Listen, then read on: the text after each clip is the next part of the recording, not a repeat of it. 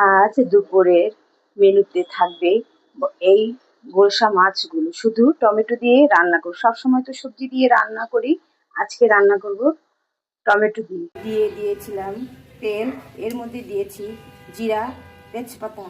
এখন দিব বেটে রাখা সব মশলাগুলো একটু ভালোভাবে কষিয়ে নিতে হবে। এখন দিয়ে দিব একটু চিনি স্বাদের জন্য, পরিমাণ মতো লবণ, নেড়ে নিতে হবে। টমেটো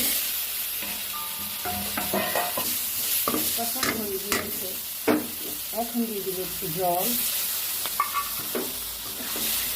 এখন দিয়ে দিব মাছ।